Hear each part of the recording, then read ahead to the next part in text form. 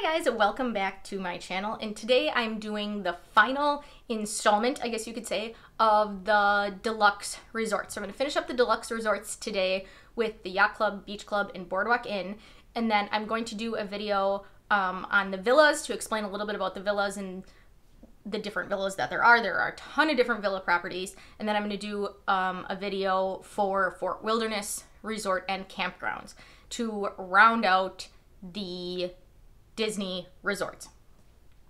And then we can move on to another topic. But you guys said that you wanted to learn a bit more about the resorts, so that's why I wanted to get through all of these. So, starting with the Yacht Club and the Beach Club. There are two separate resorts. You have the Yacht Club and the Beach Club, but they are adjacent to each other. They're connected. You can walk from one to another. They share a lot of things such as restaurants. They share pools. The big difference, they're both deluxes. The pricing is very, very similar. The big difference is theming. And you'll see when I put in the pictures, Yacht Club is more like nautical themed, and Beach Club is more beach themed, I guess you could say. They're both gorgeous. They're both great. They're right on the boardwalk and so they're within walking distance to Epcot and Hollywood Studios. I'll get into all that. So let's start with the rooms at the Beach Club Resort. So they have a standard view room, which sleeps 5 and has a view of the Beach Club Resort rooftops or a parking area. They have a garden or woods view room, which sleeps 5 and, not surprisingly, has a view of the resort gardens. A water view room sleeps 5 and has a view of Stormalong Bay, Crescent Lake, or a quiet pool. So Stormalong Bay is their feature pool, which I will talk about in a minute. And then Crescent Lake is the body of water that's kind of in the center of the boardwalk. And then a quiet pool is a leisure pool where there aren't the big activities. And I don't know if I said it, that room sleeps 5 as well. Then they have their club level rooms. So their standard club level room, like their regular club level room, their standard club level room, like their standard regular room, has the same view of the resort rooftop or parking area, except it sleeps 4 people. The garden view club level room has views of resort gardens or parking area, is what it says according to Disney.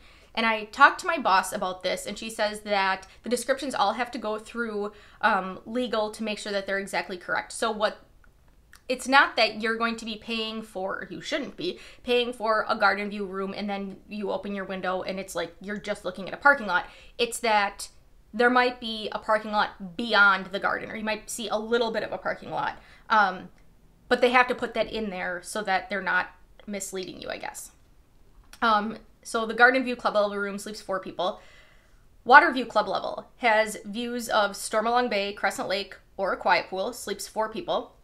1 bedroom suite club level has views of the resort gardens, woods, or Crescent Lake, and that sleeps 4 people.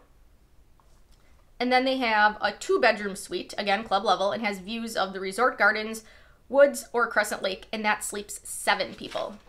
So the prices, so a standard non-club level room for the one night, and if you've been following along with me, I've been doing October 8th to the 9th, and I picked that just because I knew it wasn't the most expensive time of the year, and I'm assuming, for the sake of these prices, that you either have 2 adults or 2 adults and 2 children in your room. There's not an additional charge if you add, so if you have 2 adults and you add 1 or 2 children, there's not an additional charge. If you add a 3rd adult, then there is an additional charge. Like all my other videos, you should do not use this as a quote, just use this as a guideline when you're trying to decide approximately how much things cost. So this is just for one night in a hotel. So standard view non-club level room for the one night is $553.50. A water view non-club level room is $655.88. So it's $102 more per night than the standard view. So you'll have to think about how much the view is worth to you. And then a standard view club level room is $785.25 per night. Now, I mentioned this in my other videos. Club level, you have the more personalized concierge services. You have to use your Magic Band to get access to the club level areas. You have a continental breakfast. You have snacks throughout the day. You have like appetizers and hors d'oeuvres in the evening. A lot of people, myself included, are able to make that into a light dinner. It's great if you plan on getting something small in the park afterward. And then the best part, in my opinion, is the desserts in the evening. They do also have alcoholic beverages. I really don't drink, so I primarily care about the desserts. I have a huge sweet tooth, but they have desserts in the evening as well. It's a lot more personalized service. They get when I say personalized concierge, they have their own separate concierge from the one that is located in the resort lobby for the entire resort, and then they have a separate one just for the concierge or club level guests, and they can help you make dining reservations both while you're there and ahead of time before you even arrive. They can help with tickets. I've gotten help before when I wanted to add a water park to my ticket, a water park pass. They've helped with that. So they're really great. They absolutely bend over backwards to help you with things. So you are paying, it is more, but you are getting some food, and it's not like you're having like unlimited meals throughout the day, but you are getting some food and a lot more personalized, very attentive service. Now, because the Yacht and Beach Club share the dining and the pool and transportation, things like that, I am going to come back to those things in a bit. I'm going to move on to the Yacht Club next, though. So the Yacht Club rooms, you have the standard view room, sleeps 5, has views of the rooftop or a parking area. The garden or woods view room, sleeps 5, has views of a garden. Water view room, sleeps 5, and has views of Crescent Lake or a quiet pool. Then they have their club level rooms. So a standard club level room sleeps 4, has views of rooftop or parking. A garden view club level room sleeps 4, has views of a garden. Water view club level room sleeps 4, has views of one of the Stormalong Bay lagoons. And then they have a 2-bedroom club level suite, which has views of Stormalong Bay or Crescent Lake and sleeps 6. So the pricing for Yacht Club, again, October 8th to the 9th. So a standard room was $550, $350, exactly the same as Beach Club. A water view room was $644, $63. So that is $11 cheaper than Beach Club. And then a standard club level room at the Yacht Club came out to $781.88. So that was $4 cheaper than Beach Club. So like I said, very similar pricing. Now, when you're talking about dining, like I said, the resorts are adjacent to each other. You can walk from one to the next. They're like touching. So they basically share, is my point. So for quick service, what are your options? You have the Beach Club Marketplace. They serve breakfast, lunch, and dinner, and then they have late night snacks. They also have the Market at Ale and Compass, which is a restaurant, and they have breakfast, lunch, and dinner. And then they have Hurricane Hannah's Waterside Bar and Grill, which is by one of the pools, and they have lunch and bar service. For table service restaurants, they have the Yachtsman Steakhouse, which is open for dinner. They have Cape May Cafe, which is open for breakfast, brunch, and dinner. And they have Beaches and Cream Soda Shop, which is open for lunch and dinner. In terms of bars and lounges, they have Ale and Compass Lounge, which is bar service, Cruise Cup Lounge, which is open for lunch, dinner, and then late night. And then they have Martha's Vineyard, which is open for lunch, bar service, and late night. They also have room service available as well. Pools. So this is the big thing with Yacht and Beach Club. Stormalong Bay is a sand bottom pool. It is so cool, you guys. They have a shipwreck in the middle of the pool with a water slide down the mast. It is really very cool. It is without a doubt, okay, I guess I shouldn't say without a doubt because it's subjective, but I don't even want to say with a doubt. I'm not exactly sure what I would say. I think most people would agree, from what I've read online too, that it is the best pool for kids in Disney World.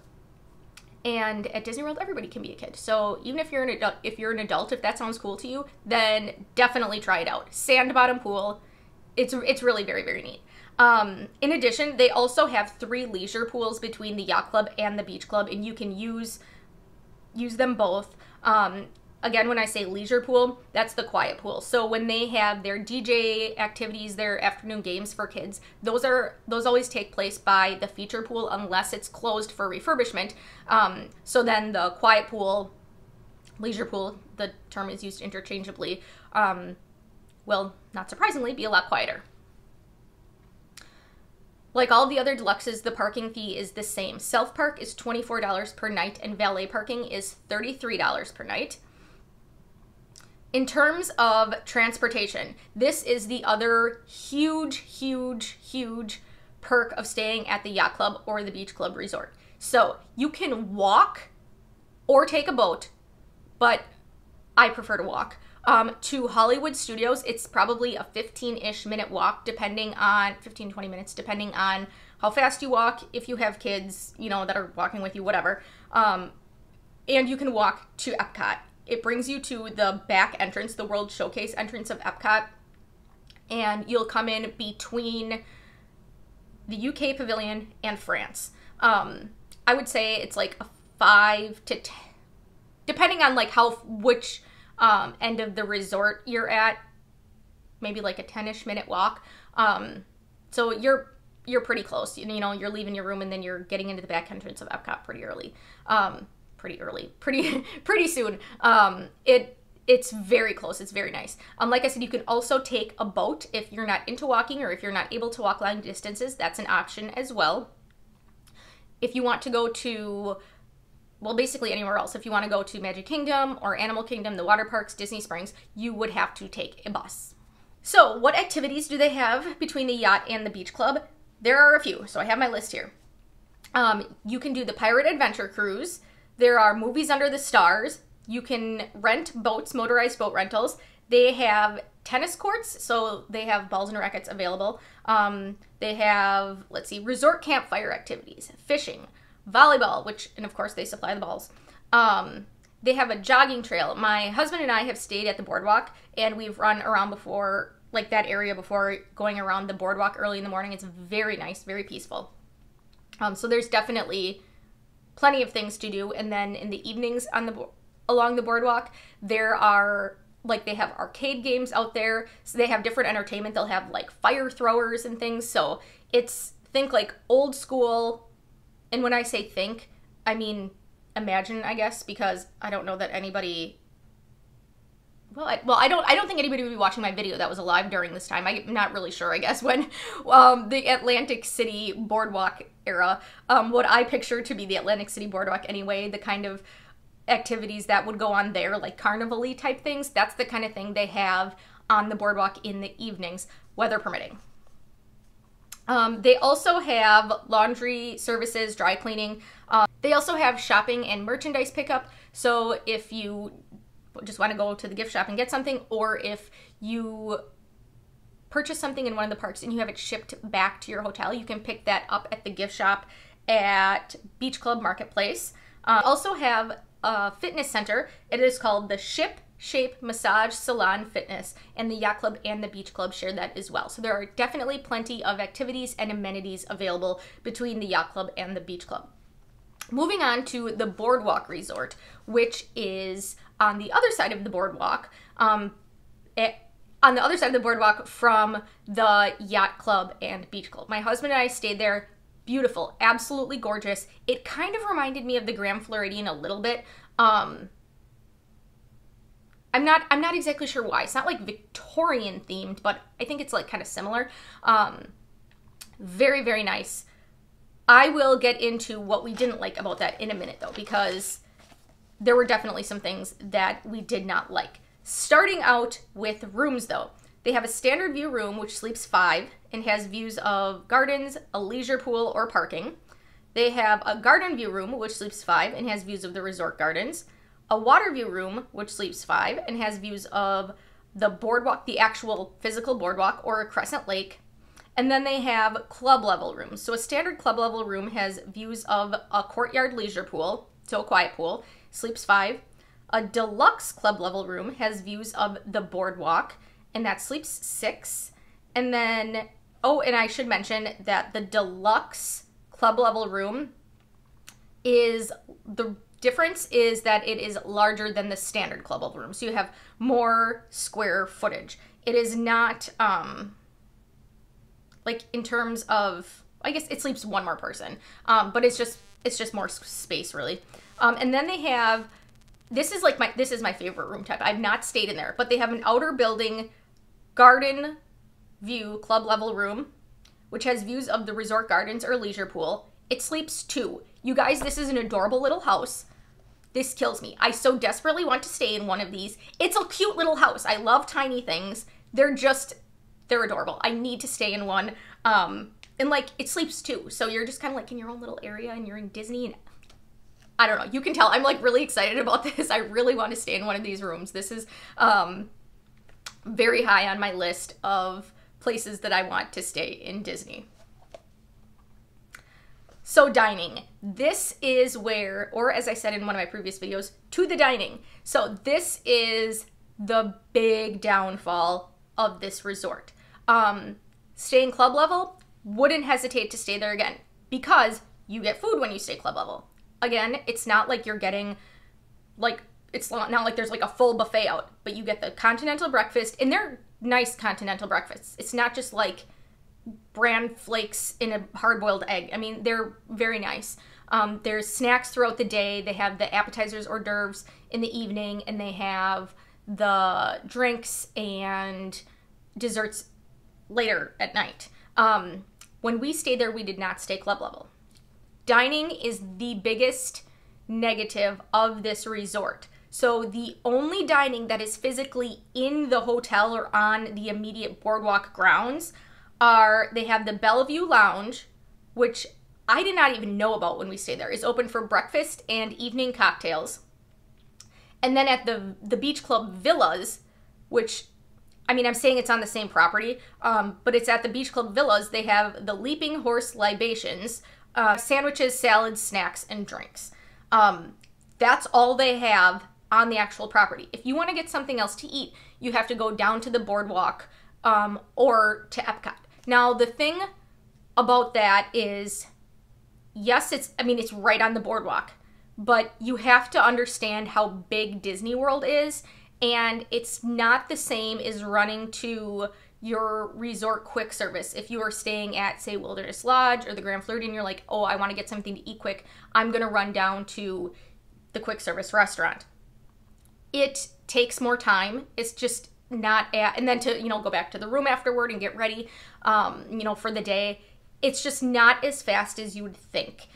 Same with going to Epcot. I'll get into that in a minute though. So there is a lot of dining around the boardwalk though. So if you're not in a big hurry, you definitely have more options than if you were staying at, one of the Magic Kingdom resorts or Animal Kingdom or Wilderness Lodge. So around the boardwalk, they have Flying Fish. That's a table service restaurant that's open for dinner. They have Big River Grill and Brewing Works, which is a table service restaurant open for lunch and dinner. They have the ESPN Club, which is a table service restaurant open for lunch and dinner, and they also have a separate bar service area. They have Trattoria El Forno, which is a table service character breakfast, and then they have a regular non-character dinner. The Boardwalk Bakery is quick service. They're open for breakfast, lunch, and dinner, and of course snacks. It's a bakery. They have cupcakes and things. Boardwalk Joe's Marvelous Margaritas. It's primarily drinks, but they do also have Mickey pretzels and roasted nuts. Ample Hills Creamery, which I do not know why I've not tried this yet, but they say it's open for snacks. It's an ice cream shop. It looks amazing though. They have a funnel cake cart, snacks. Not surprisingly, they have funnel cakes. They also have fried ice cream, and I believe they have cotton candy as well. They have a pizza window, which is, I think it's actually called Pizza Window, which is quick service. They're open for lunch and dinner. Not surprisingly, they serve pizzas. They have a couple of sandwiches and salads as well. The to-go cart is quick service. They have hot dogs, burgers, nachos, that kind of thing. They have Abracadabar, which is bar service. And then the Boardwalk Inn also has room service. So yes, it sounds like there's a lot of dining, but you need to keep in mind that if you're hanging out in your room and you have absolutely nothing to eat in your room and you're like, oh, I just want to get something quick, it's not quite as quick as if you were staying at one of the other resorts. So I would absolutely stay there again.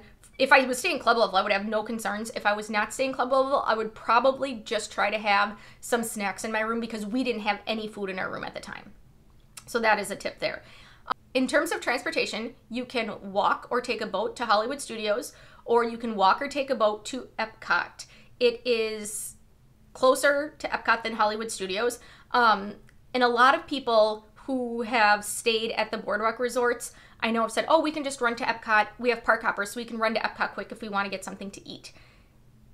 Yeah, I mean, relative to other hotels and just relative to the size of the world, I guess, to the size of Florida, yes, you are close to Epcot. You can go get something to eat. But it is not so close that it's super convenient to be like, I'm just going to run and grab something quick. So just keep that in mind. Look at a map.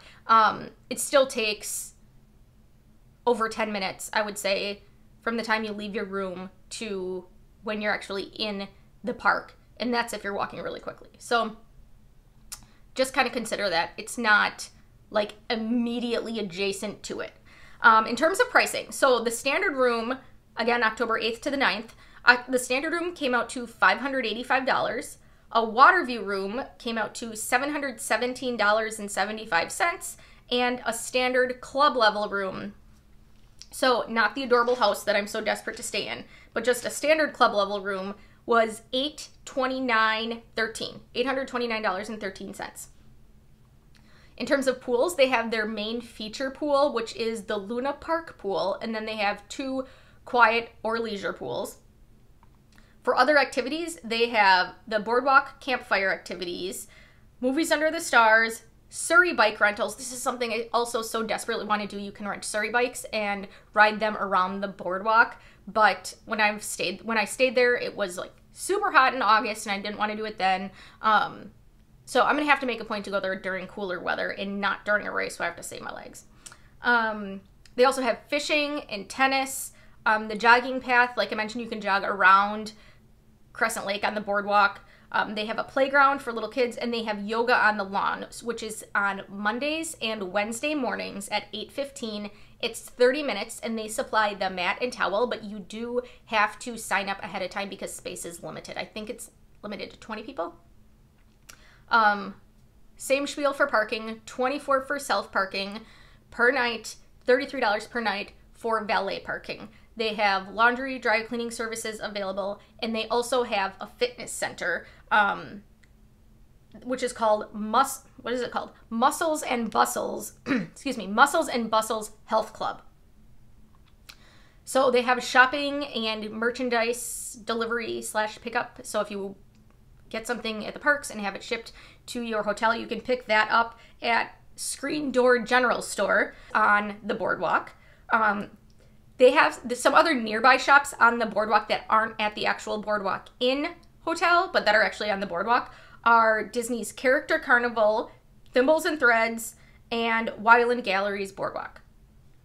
And like I mentioned, the transportation is options in proximity to Hollywood Studios and Epcot is the big draw here, just because it's so close. I mean, being able to walk to not only one park, but to be able to walk to 2 is huge, and it's a gorgeous hotel.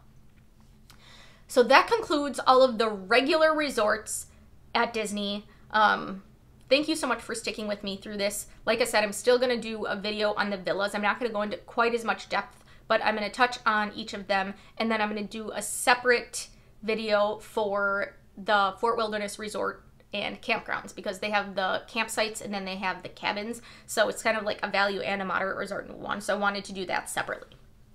So I hope you guys enjoyed this video. I hope you found it helpful, and I will talk to you next time. Bye guys.